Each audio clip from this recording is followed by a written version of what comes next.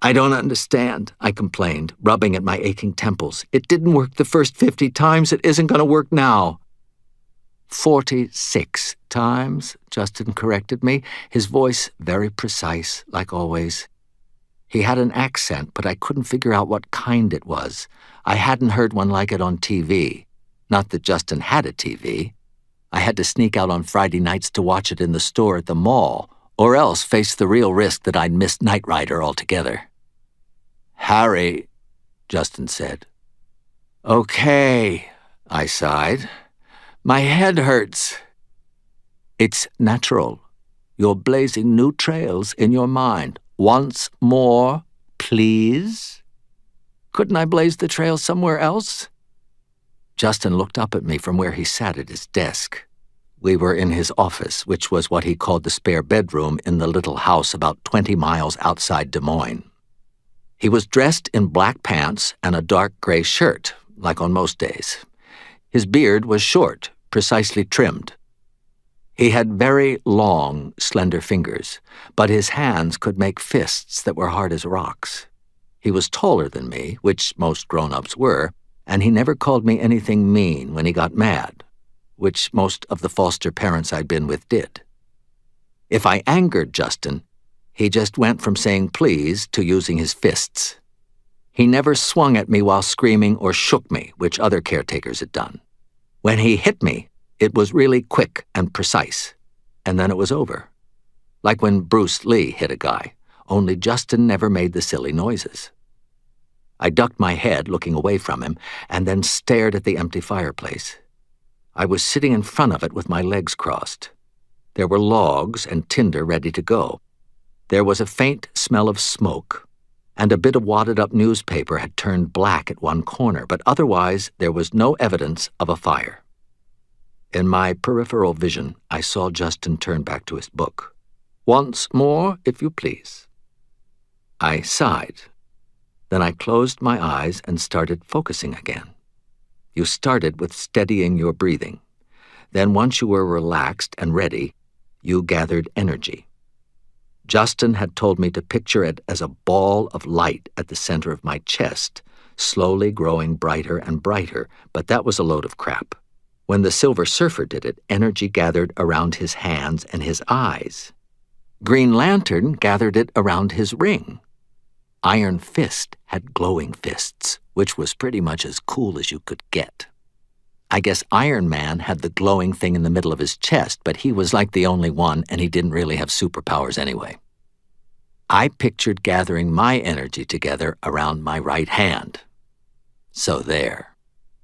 I pictured it glowing brighter and brighter, surrounded by a red aura like Iron Fists. I felt the power making tingling sensations up and down my arms, making my hairs stand up on end. And when I was ready, I leaned forward, thrusting my hand into the fireplace, released the energy, and said clearly, "Sedget." And as I spoke, I flicked the starter on the big lighter I had palmed in my right hand. The little lighter immediately set the newspaper alight. From right next to me, Justin said, "Put it out." I twitched and dropped the lighter in pure surprise. My heart started beating about a zillion times a minute. His fingers closed into a fist. I don't like to repeat myself. I swallowed and reached into the fireplace to drag the burning paper out from under the wood. It singed me a little, but not enough to cry about or anything. I slapped the fire out with my hands, my cheeks turning bright red as I did. "Give me the lighter," Justin said, his voice calm. I bit my lip and did. He took the lighter and bounced it a couple of times in his palm. A faint smile was on his lips. "Harry, I believe that you will find that such ingenuity may be of great service to you as an adult." The smile vanished. "But you are not an adult, boy. You are a student. This sort of underhanded behavior will not do at all." He closed his fist and hissed, "Sedget." His hand exploded into a sphere of scarlet and blue flame, which pretty much made Iron Fist's powers look a little bit pastel. I stared and swallowed. My heart beat even faster. Justin rotated his hand a few times, contemplating it and making sure that I saw his whole fist and arm, that I could see it wasn't sleight of hand. It was completely surrounded in fire. And it wasn't burning. Justin held his fist right next to my face until the heat was beginning to make me uncomfortable, but he never flinched and his flesh remained unharmed. "If you choose it, this is what you may one day manage," he said calmly. "Mastery of the elements, and more important, mastery of yourself." I said, "What?" "Humans are inherently weak, boy," he continued in that same steady voice. "That weakness expresses itself in a great many ways. For instance, right now you wish to stop practicing and go outside, even though you know that what you learn here is absolutely critical. Still, your impulse is to put play first, study later." He opened his hand suddenly and dropped the lighter in my lap. I flinched away as it struck my leg and let out a little yell, but the red plastic lighter simply lay on the floor, unmarked by any heat. I touched it with a nervous fingertip, but the lighter was quite cool. "Right now," Justin said, "you are making a choice. It may not seem like a large and terrible choice, but in the long term it may well be. You are choosing whether you will be the master of your own fate, with the power to create what you will from the world, or whether you will simply flick your bick and get by. Unremarkable, complacent." His mouth twisted and his voice turned bitter. "Mediocre. Mediocrity is a terrible fate, Harry." My hand hovered over the lighter, but I didn't pick it up. I thought about what he had said. Then I said, "What you mean is that if I can't do it, you'll send me back." "Success or failure of the spell is not the issue," he said. "What matters is the success or failure of your will. Your will to overcome human weakness, your will to work, to learn. I will have no shirkers here, boy." He settled down onto the floor next to me and nodded toward the fireplace. "Again, if you please." I stared at him for a moment, then down at my hand, at the discarded lighter. No one had ever told me I was special before, but Justin had. No one had ever taken so much time to do anything with me, ever. Justin had. I thought of going back into the state system, to the homes, the shelters, the orphanages. And suddenly I truly wanted to succeed. I wanted it more than I wanted dinner, more even than I wanted to watch Knight Rider. I wanted Justin to be proud of me. I left the lighter where it was and focused on my breathing. I built up the spell again, slowly focusing on it more intently than on anything I'd ever done in my life. And I was nearly 13, so that was really saying something. The energy swelled until I felt like someone had started a trash fire in my belly. And then I willed it out through my empty, outstretched right hand, and as I did, instead of using the Egyptian phrase, I said, "Flickumbickus!" And the remaining tinder under the logs burst into bright little flames. I didn't think I'd ever seen anything more beautiful. I sagged and almost fell over, even though I was already sitting on the floor. My body suddenly ached with hunger and weariness, like this one time when all us orphans had gotten to go to a water park. I wanted to eat a bucket of macaroni and cheese and then go to sleep. A strong, long-fingered hand caught my shoulder and steadied me. I looked up to see Justin regarding me, his dark eyes flickering with warmth that wasn't wholly the reflection of the small but growing fire in the hearth. "Flickumbickus?" he asked. I nodded and felt myself blushing again. "You know, 'cause the mediocrity." He tilted his head back and let out a rolling laugh. He ruffled my hair with one hand and said, "Well done, Harry. Well done." My chest swelled up so much I thought I was going to bounce off the ceiling. Justin held up a finger, went to his desk, and returned with a brown paper package. He offered it to me. "What's this?" I asked.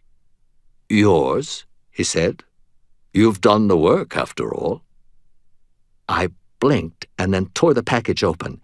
Inside was a Wilson baseball mitt. I stared for several seconds. No one had ever given me a present before. Not one that was meant for me, and not just some random charity-donated Christmas package with a label that said, "For Boy." And it was an excellent glove. George Brett had one just like it. I'd been to 2 Kansas City Royals baseball games on field trips when I was little, and they were awesome. So was Brett. "Thank you," I said quietly. Oh, come on. Now I was going to cry? Sometimes I thought I was kind of goofy. Justin produced a baseball, a brand new one that was still all white, and held it up, smiling. "If you're up for it, we can go outside right now." I felt really tired and hungry, but I had a brand new glove. I shoved my hand into it until I figured out where all my fingers were supposed to go. "Yes," I said, pushing myself up. "Let's do it." Justin bounced the ball up and down in his hand a couple of times and grinned at me. "Good. When all is done, I think you'll find baseball a rewarding experience." I followed him outside. It didn't matter that I was tired. I was practically floating. I opened my eyes, standing on a random Chicago sidewalk, immaterial and unseen. I turned my right hand palm up and focused upon that sudden kindling of light and hope, crystallized by the memory of that moment of triumph and joy. "Flickum pickus," I whispered. The fire was every bit as beautiful as I remembered. Chapter 21. It took me a couple of hours to work out how to make my trusty tracking spell function. I easily found several memories that I could use to power the spell. It was figuring out how to create the link to Molly that was hard.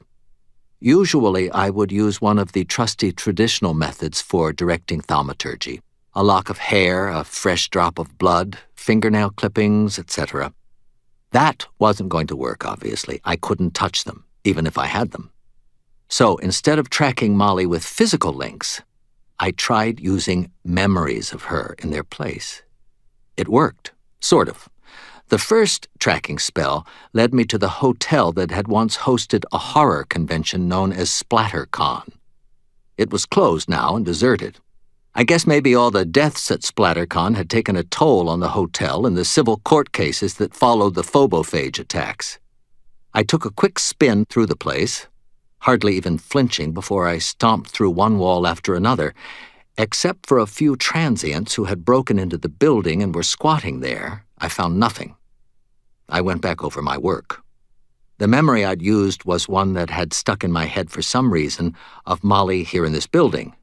That must have thrown off the spell. It had homed in on this place because it had been part of the memory I used to create the link. I tried again, this time omitting the background and picturing only Molly against an empty field of black. This second attempt took me to a police station from which I had once posted bail for Molly's boyfriend. I figured I bungled the spell somehow, but took a quick look around anyway, just in case. No Molly. "Okay, smart guy," I said to myself. "So, what if the memory image you're using is too old? You're tracking her memory self to a memory location, which means you have to think of her as she is now to find where she is now. Right?" "Theoretically," I said to myself.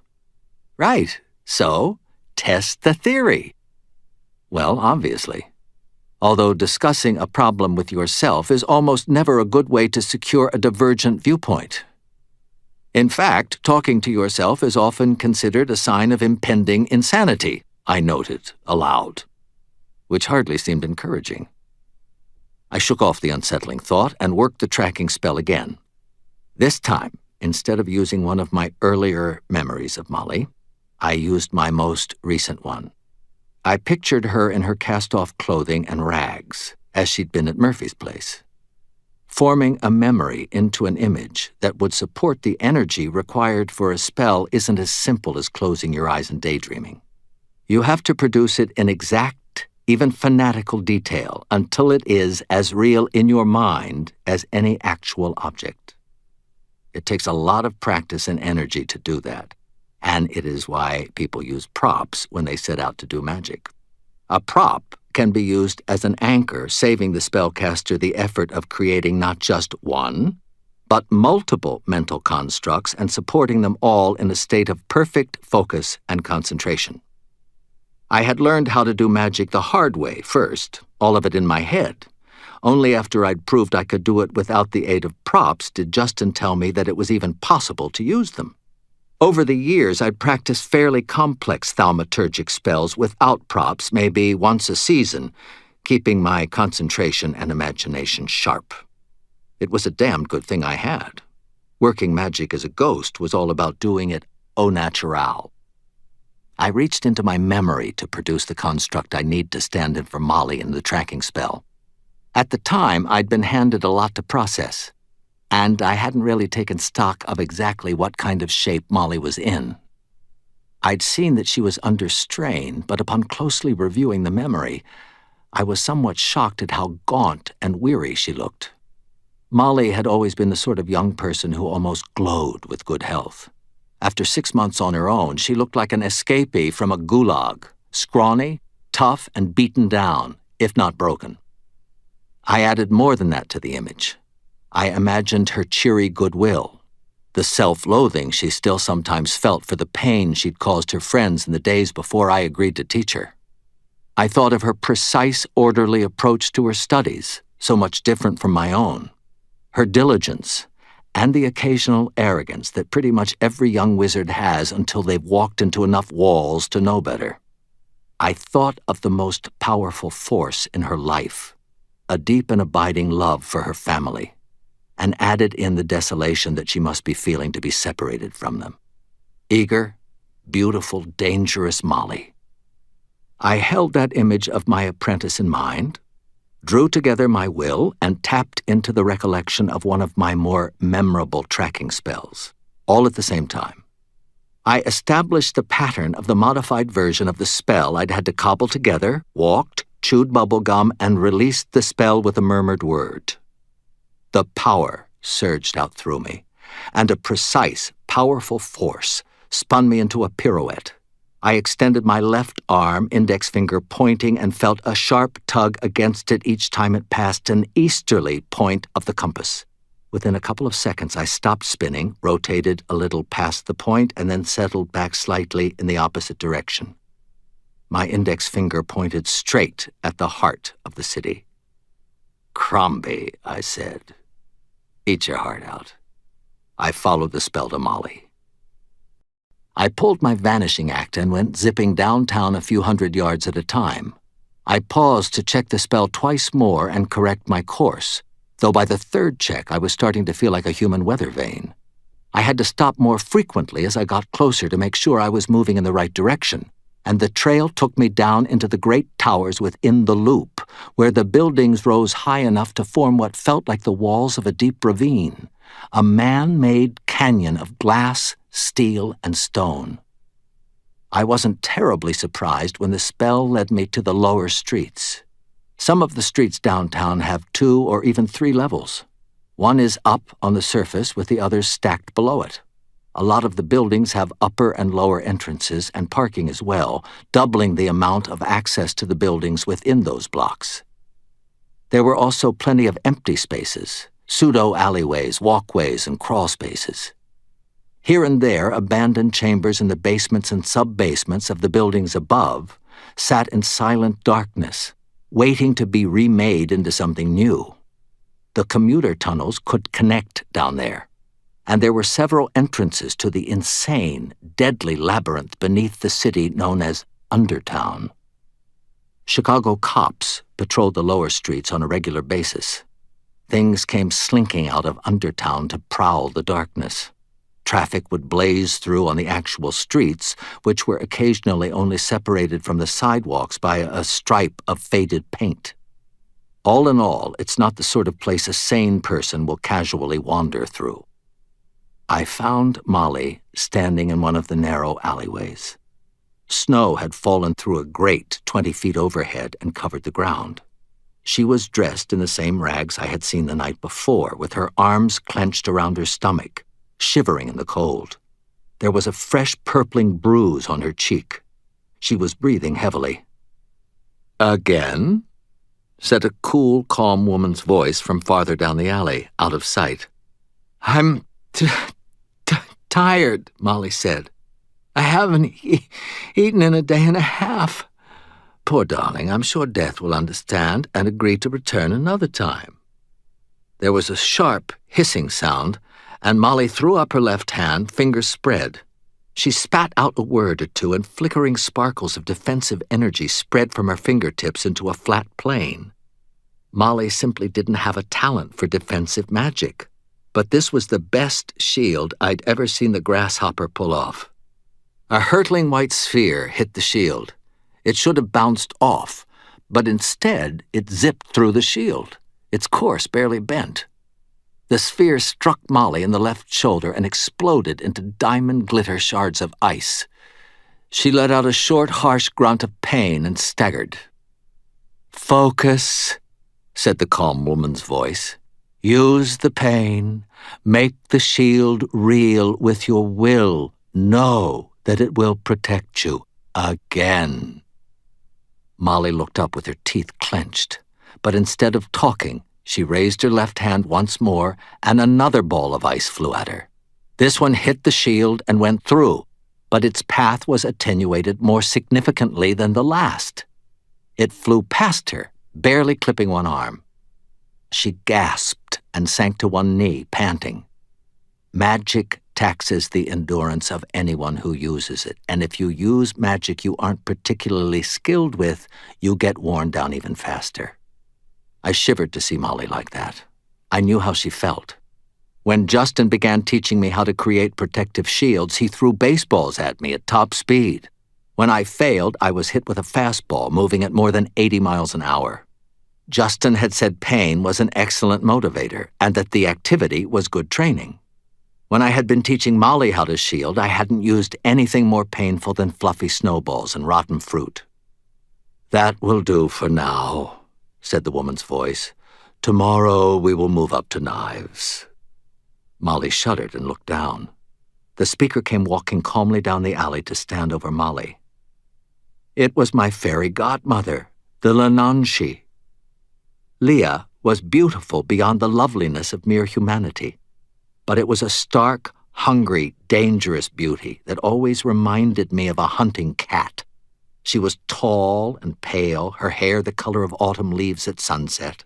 Her ears were very slightly pointed, though I wasn't sure she hadn't done that to herself in order to conform to mortal expectations.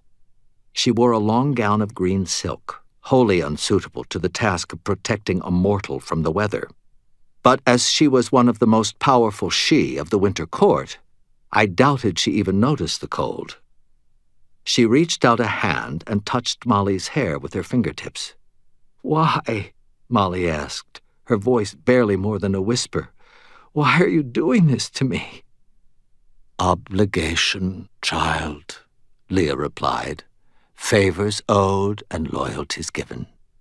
"You owed it to Harry to do this to me?" Molly asked. "Nay, child, not me, but my queen is committed to him through ancient law and custom. She dispatched me to continue your training in the art, and pain is an excellent teaching tool." "Harry didn't believe that," Molly said, her voice brittle. "He never hurt me." The Lananshi stooped and seized Molly's chin, jerking my apprentice's face up to meet her inhuman gaze. "Then he wronged you badly, child," Leah replied, enunciating each word sharply. "He cheated you of the legacy he lived and suffered to acquire. I am not teaching you how to tie knots in rope or to bake pastries. I am making you ready to face battle and emerge alive." "I have faced battle," Molly said, "in which you were shot of all things, by a mere mortal foot soldier, Leah said, contempt flavoring her words. You nearly died, which would have been greatly humiliating to your mentor and by extension to my queen. What does it matter to Mab? Molly said, her voice bitter. He's dead. Leah sighed. Mortals can be so obsessed with useless detail. It grows tiresome. I don't understand, Molly said. Your mentor took an oath of fealty to my queen. Such oaths are not to be made lightly, and they place mutual obligations on both parties. Minor details do not excuse either party from its responsibilities. His death is a minor detail? As these things go, Leah said. Of course it is. You're all mortals. Even the life length of a wizard is something brief and transitory to an immortal. Similarly, extending her hand to the assistance of those her vassal knew in life is a minor detail. If you live another 3 centuries, it is a little more than a long season to the queen of air and darkness. Molly closed her eyes. He made her promise to take care of me? Leah blinked at her, politely baffled. No, of course not, child. He took an oath of fealty. She is one of the she. The oath binds her as tightly as it does him, just as when I was, Leah shivered, unable to perform my duties to young Dresden. Mab assumed those responsibilities until I could be restored to them. Thus does she now do for you, through me. Molly wiped a hand over her eyes. She shook her head and rose to her feet, moving slowly. Did he know? Did he know Mab would do this? I should have, I said quietly. If I'd stopped to think about it for 2 minutes, I should have known. But neither of them heard me. I knew the boy well, Leah said. Better than ever he realized. Many a night did I watch over him, protecting him, and he none the wiser. But I was not privy to his mind or his heart. Molly nodded slowly. She looked at Leah for a long moment. My godmother simply watched her, waiting until Molly nodded to herself and said, His shade is in town, looking for the person who killed him. The Lananchi's pale red-gold eyebrows flew up. It was one of the most drastic reactions I'd ever seen from her. That seems unlikely. Molly shrugged. I used my sight. It's his ghost, all right. A construct couldn't have hidden from me. 6 months after his death, the Lananchi murmured. It is rare for a shade to arise after the season in which it was made, and he was slain last autumn. Her eyes narrowed. Interesting. She tilted her head, studying Molly. What is your condition? Molly blinked dully once before she said, I need to curl into a ball and sleep for a week. I'm starving, I'm cold. I think I'm getting a cold. I hurt everywhere. Molly paused and eyed Leah. Why do you ask? The she only smiled in answer. Bootsteps sounded, heavy and quick, and a small crowd appeared at the far end of the alley. They were all rough-looking men, carrying an assortment of guns, blades, clubs, and axes. They dressed exclusively in black, to the extent that it looked like they all shopped in the same store. They were also wearing turtlenecks, every single one of them. Talk about weird. Molly let out a hiss. Servitors. How did they find me here? I told them where to look, Leah said calmly. Molly whirled to her. You what? I didn't share your location with the Fomor themselves, child. Just with some of their guard dogs. They think that if they catch you and return you to the Fomor, they will gain great honor. And I did not give them enough time to contact their masters for instructions. She smiled, showing daintily pointed canines. Initiative in an underling can be such a troubling thing. Molly made a disgusted sound. I don't believe this. 20 armed thugs kept striding forward, exuding the calm that comes only from professionals who are not hurrying, keeping their spacing smooth. They were all glaring at Molly. Leah smirked, already fading out of sight. "It is good training, child." She vanished, Cheshire Cat style, only she left her voice behind instead of her smile. "Let us see what you have learned." Chapter 22. "What I've learned," Molly muttered, mostly under her breath, "so help me, one of these days I'll show you what I've learned, you skinny bitch." Then she focused on the enemy, took a breath, just as I'd taught her to do under stress, and calmed herself. She began to withdraw, calmly, slowly, one pace at a time. That was smart. Had she turned and sprinted, it would have provoked immediate pursuit. Instead, the guys in turtlenecks kept their professional cool, moving steadily forward in a solid block of muscles and weapons, all of them ready to kill a lone, exhausted young woman. Scum. No way in hell that was happening to my apprentice. I hadn't yet tried any true evocation magic, the fast and dirty side of violent wizardry, but I thought I had the basic concept down. So I tuned into a memory of a particularly powerful evocation when I had blown a rampaging Luguru straight through the brick wall of one building and entirely through the building across the street.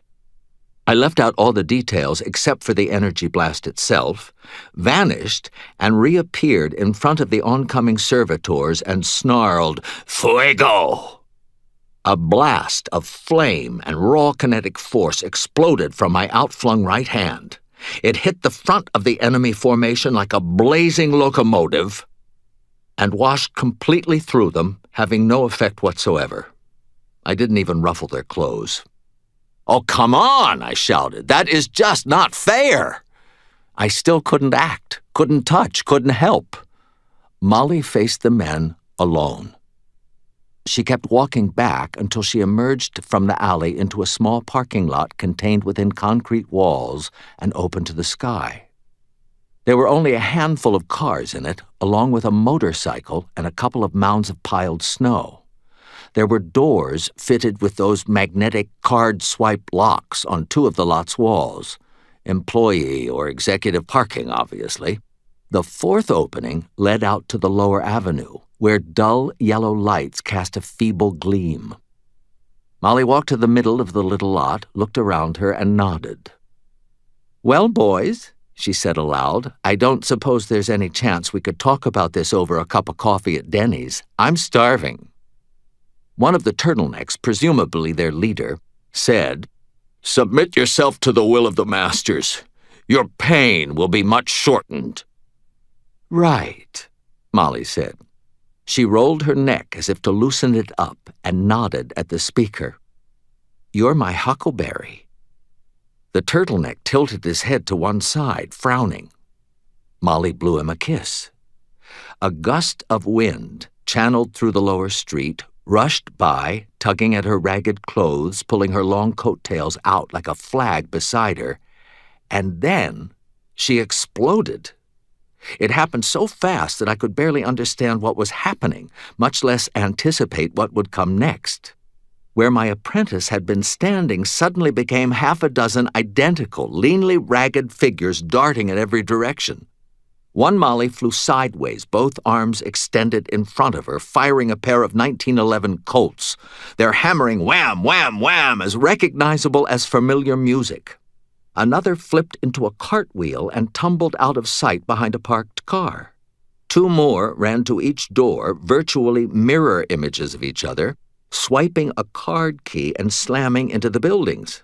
A fifth Molly ducked behind a mound of snow and emerged with a shotgun, which she began emptying at the turtlenecks. The sixth ran to the motorcycle, picked it up as if it had been a plastic toy, and flung it toward her attackers. My jaw dropped open.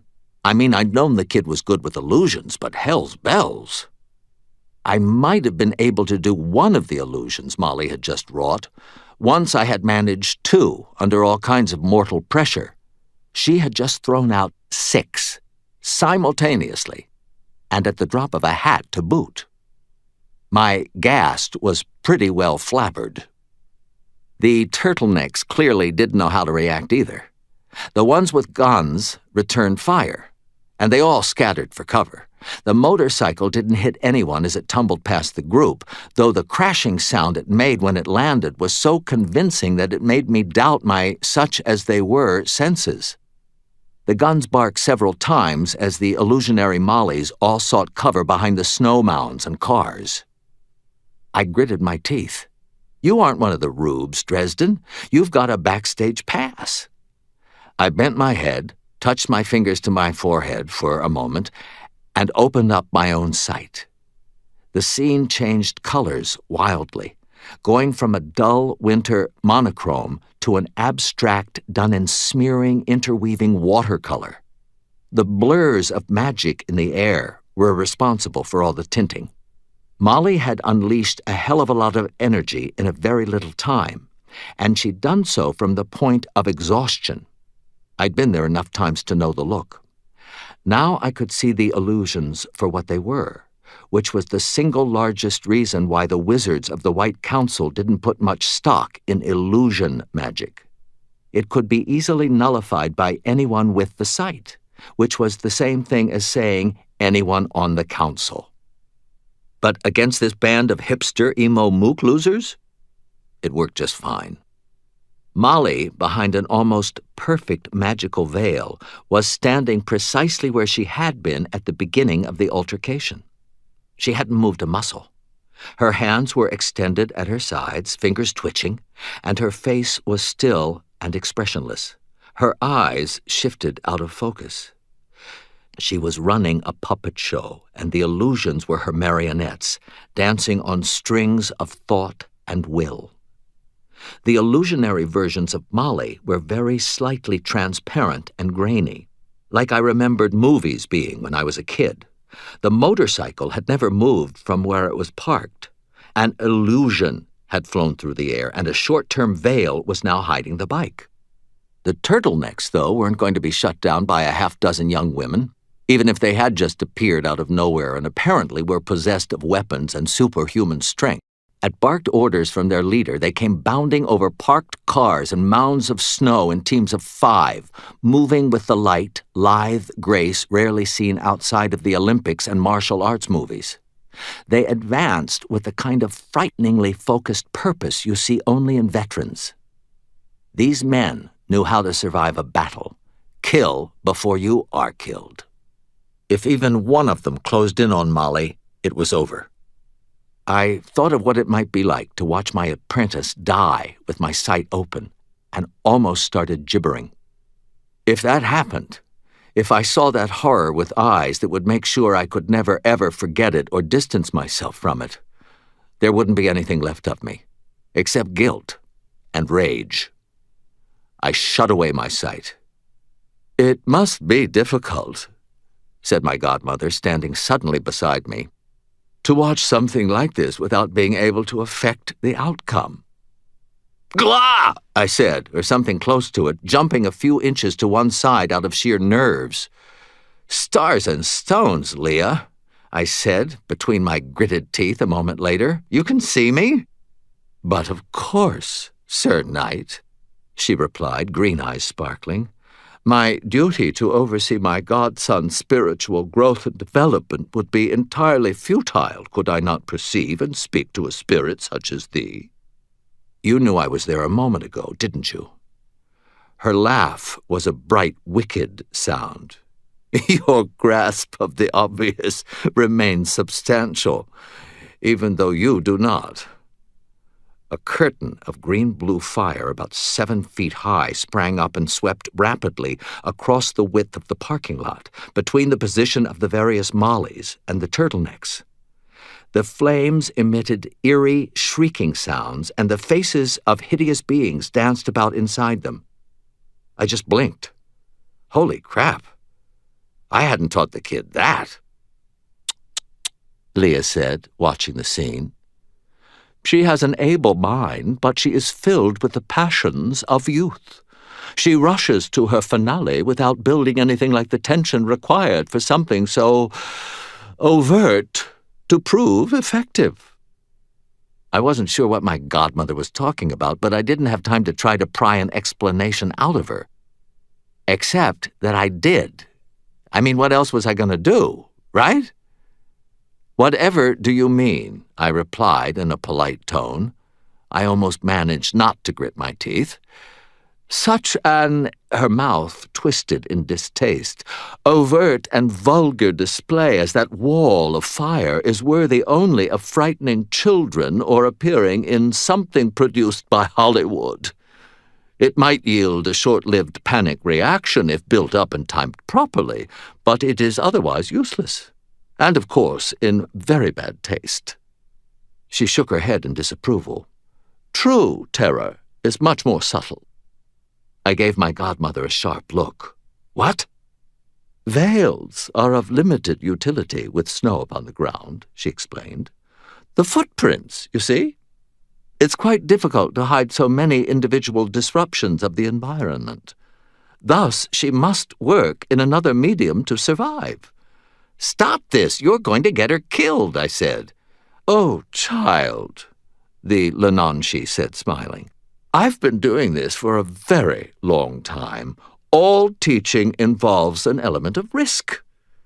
Yeah, I said, and look at what happened to your last student. Her eyes glinted. Yes, from nothing more than a terrified child in a mere score of years, he grew into a weapon that all but utterly destroyed a world power. The Red Court lies in ruins because of my student, and it was, in part, my hand that shaped him. I clenched my teeth harder, and you want to do the same thing to Molly? Potentially. She has a talent for verisimillimancy. Versa what? Illusion, child, Leah clarified. She has a talent, but I despair of her ever truly understanding what it is to cause terror. That's what she's learning from you? Fear? In essence. You aren't teaching her, godmother. Teachers don't do that. What is teaching but the art of planting and nurturing power? Leah replied. Mortals prattle on about lonely impulses of delight in the gift of knowledge, and think that teaching is a trade like metalsmithing or healing or telling lies on television. It is not. It is the dissemination of power unto a new generation, and nothing less. For her, as for you, lessons demand real risk in order to attain their true rewards. I won't let you turn her into a weapon, godmother. Leah arched a red-gold eyebrow, showing her teeth again. You should have thought of that before dying, child. What, precisely, will you do to stop me? I closed my hands into impotent fists. The turtlenecks had been briefly stymied, but not stopped by the wall of flame. It wasn't high enough. I saw 3 of them moving together. 2 of them linked their hands, while a third backed off, then sprinted toward the other 2. The runner planted his foot on the linked hands of his supporters, and then both men lifted while the runner leapt. They flung him a good 20 feet up and over the wall of flame. The runner flipped neatly at the top of his arc and landed in a crouch, holding a machete in his right hand, a pistol in his left. He calmly put 2 rounds directly into the shotgun-wielding Molly and 2 more into the pistol-packing version. Before the last shot rang out, a second turtleneck had gone over the wall and landed beside the first, the leader, I noted. He carried no obvious weaponry, though his belt had been hung with several seashells in a manner that suggested they were dangerous equipment. He remained in a crouch when he landed, looking around with sharp, steady eyes, while his partner covered him. Shotgun Molly crumpled slowly to the ground, still fumbling at a pocket for more shells for the weapon, while scarlet blood stained the fresh layer of thin snow. Two-Gun Molly's head snapped back as a dark hole appeared in her forehead, and her body dropped to the snow like a rag doll. Motorcycle-chucking Molly screamed and snatched up her fallen sister's gun. The turtleneck on lookout raised his weapon. But Captain Turtleneck moved his hand in a sharp negative gesture, and the man lowered the weapon again. Both did nothing as the newly armed Molly aimed the guns and began to fire.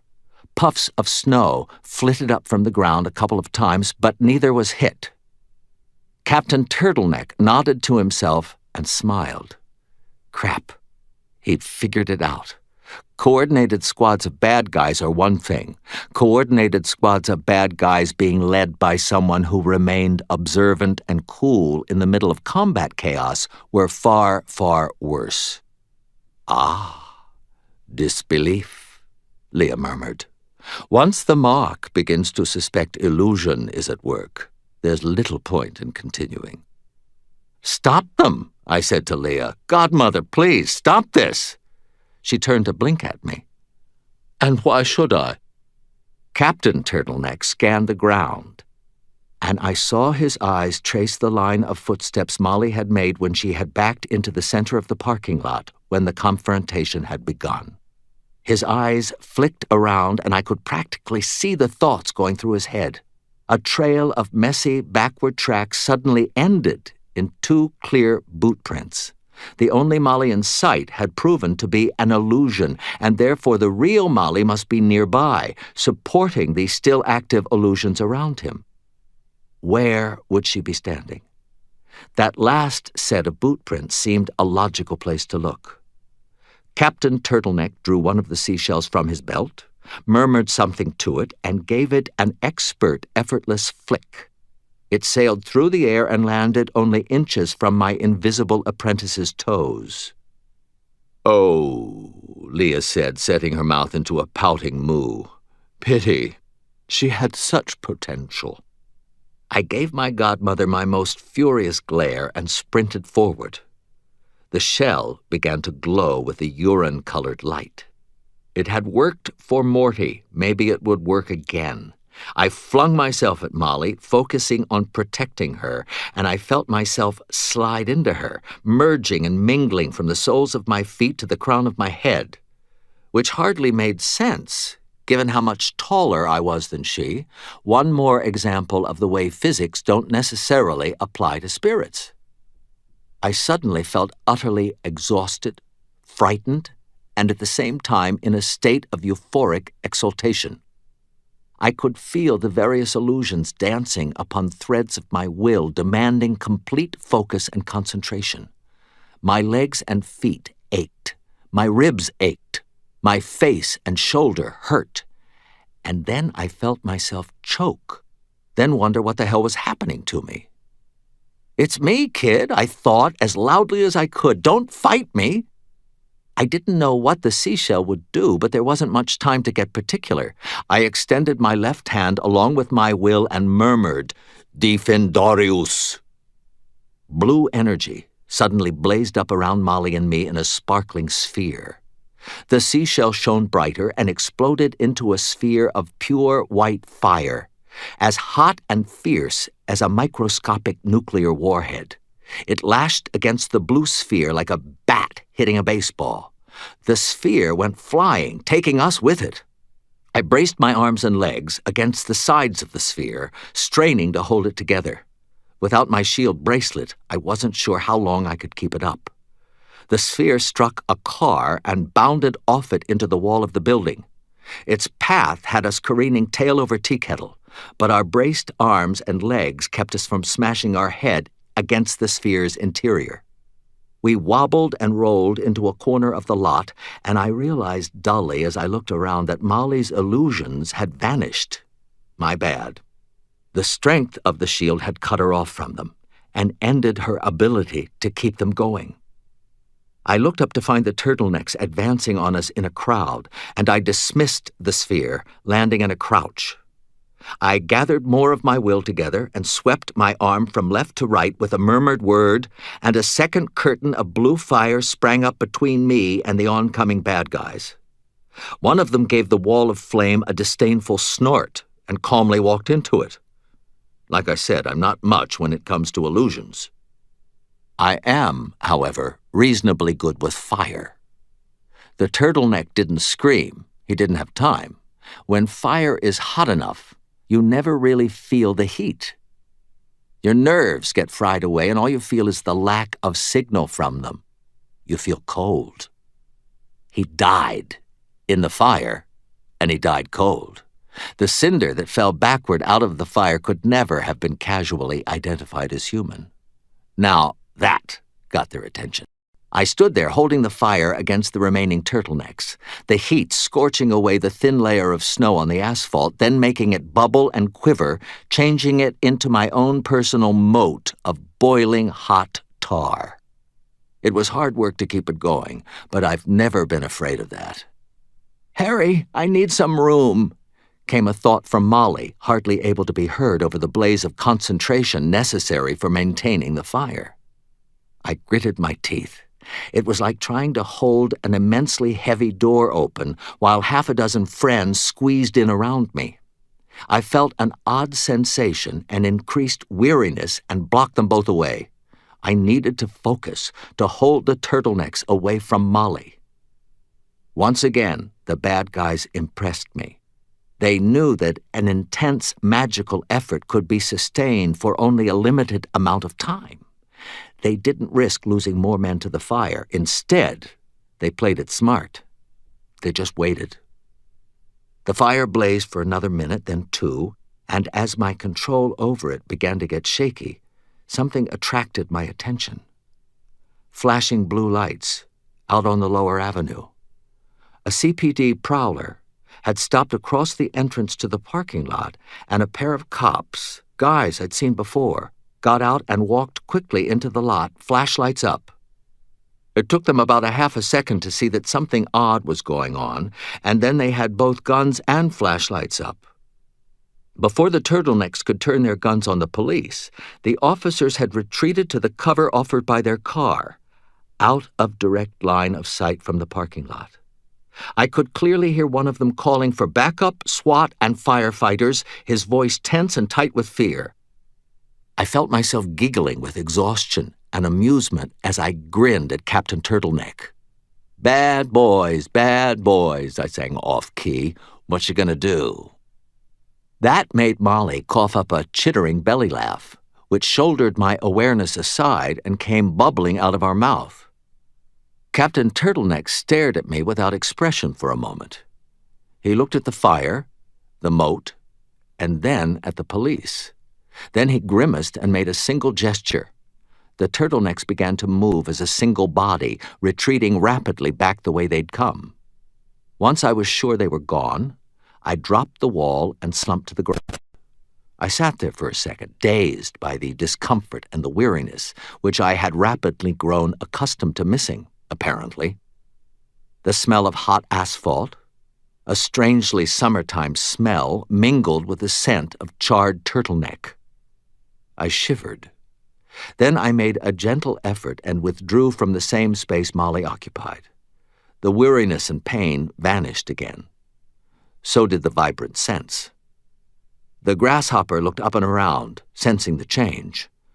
Then she said, "Hold on, Harry," and fumbled at her pockets. She produced a small silver tuning fork, struck it once against the ground, and then said, "I can hear you with this." "You can?" "Yeah, it's no big deal," she said, her voice slurred with fatigue. "See you, too, if I line it up right.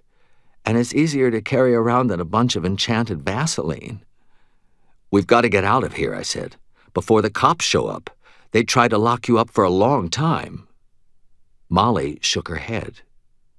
"Kid, I know you're tired, but we have to move." "No," she said. "No cops." I arched an eyebrow at her. "What?" "Never were any cops," Molly said. I blinked, looked at the empty entrance to the parking lot, and then found myself slowly smiling. "They were another illusion. And you sold it to the turtlenecks because they thought you'd already blown your wad on the flashy stuff." "Excellent," purred Leah, appearing at my side again.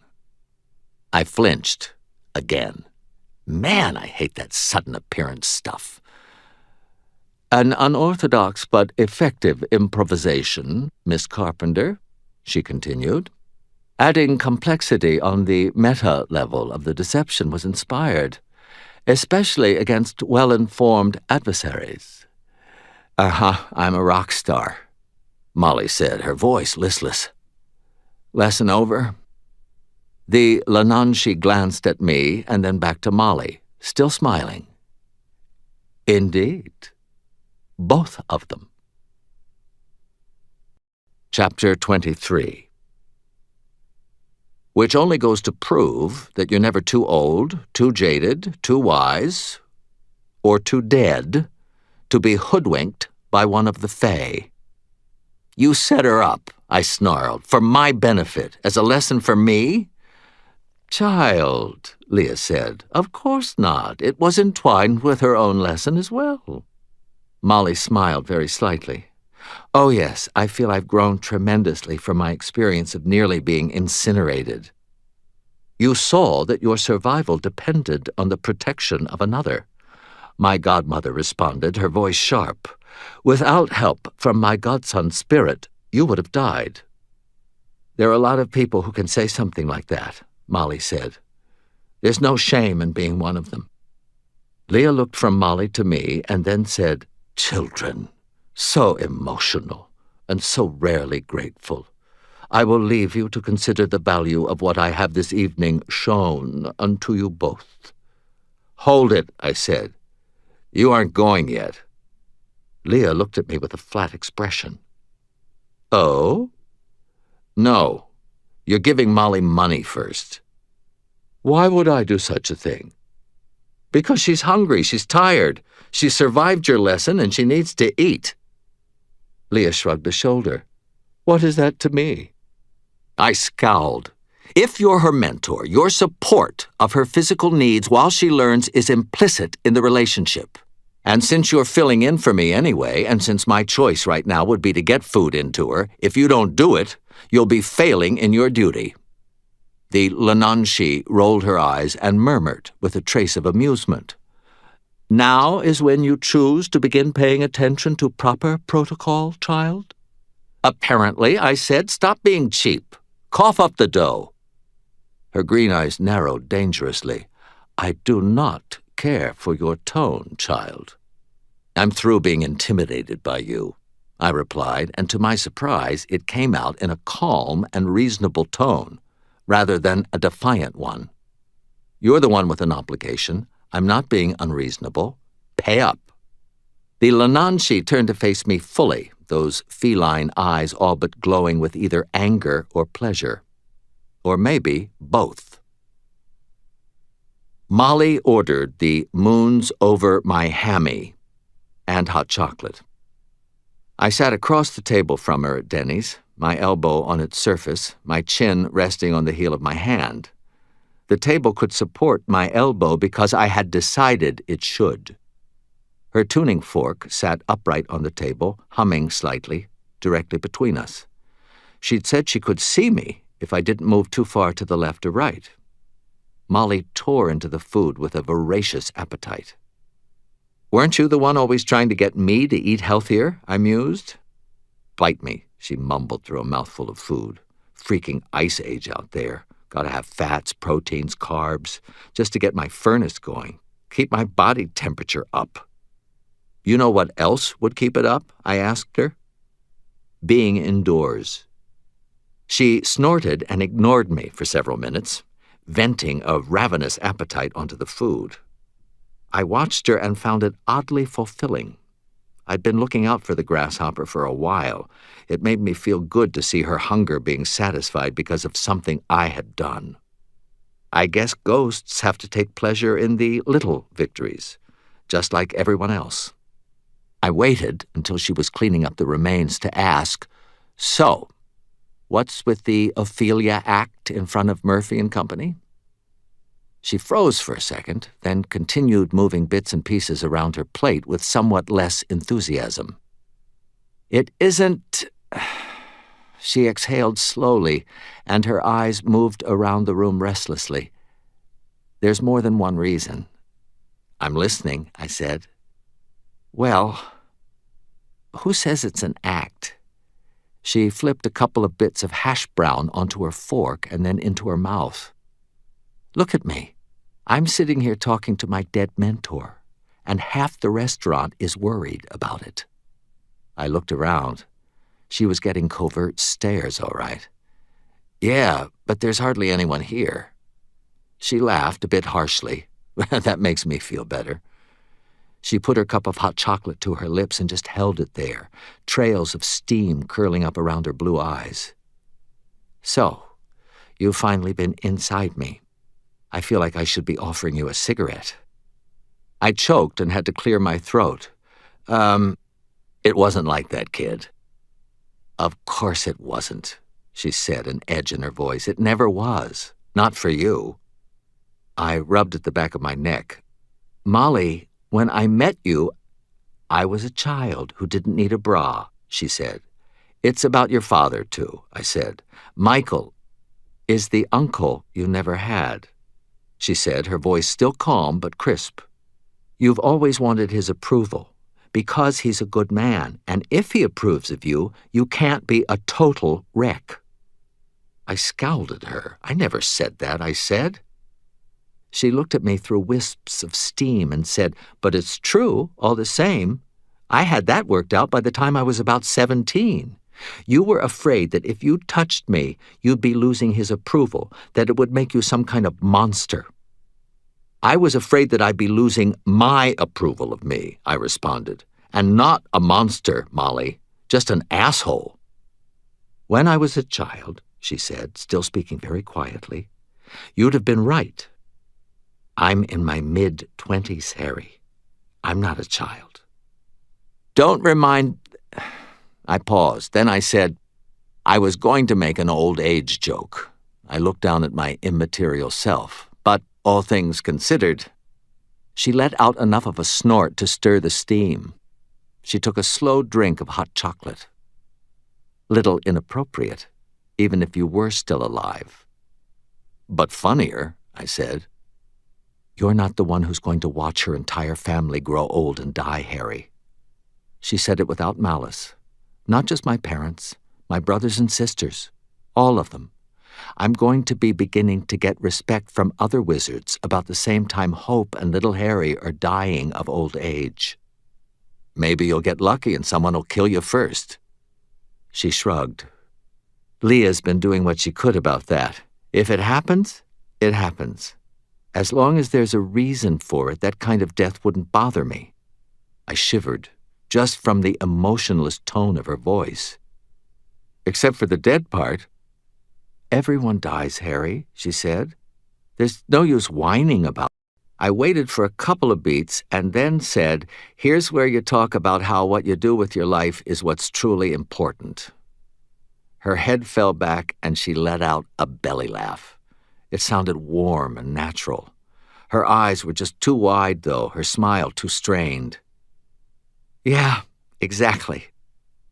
She shook her head and looked at me intently. Is that what it's always like for you? Throwing fire that way? I blinked and tried to change mental gears. I didn't do it as smoothly as she had. Someone uncharitable or unbiased might note that it could be because Molly had stripped said gears. Back at the fight with the Fomor guys. They weren't the Fomor, Molly corrected me. They were humans the Fomor have altered. They're called turtlenecks, I said. She arched an eyebrow. You and Murphy both. No, they're known as servitors. The Fomor muck around with them, install things.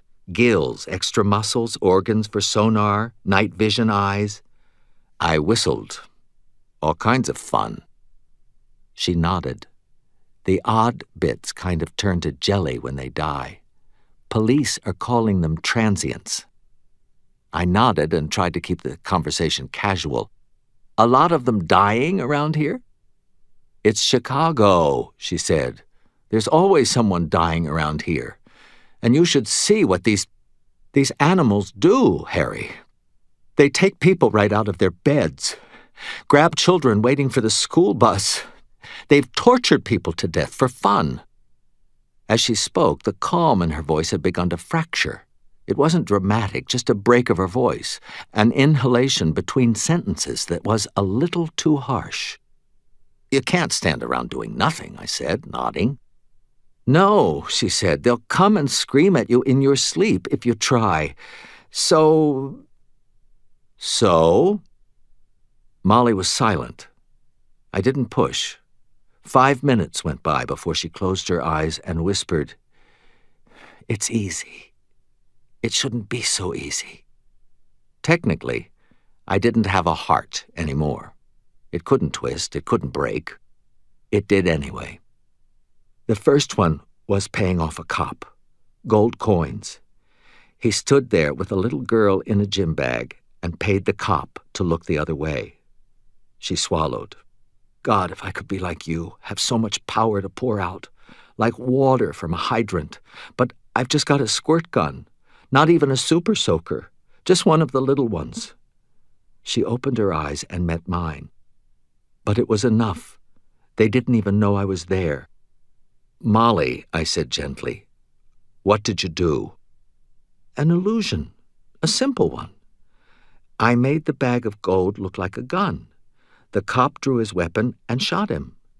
But the servitor lived long enough to break the cop's neck." She held up a pair of fingers. "Twofer. For one little illusion." I swallowed. I couldn't speak. Her voice slowly gained volume. "There have been others like that. I mean, God, they make it simple. You just need an opportunity and the right little nudge at the right time. Green traffic light instead of a red one. Put a knife in someone's hand, or a wedding ring on one finger. Add a spot of blood to someone's collar. They're animals. They tear into one another like animals." "Molly," I said gently. "I started leaving the bits of rag on them," she said. "It hurt at first, being near that kind of experience. It still hurts, but I have to do it.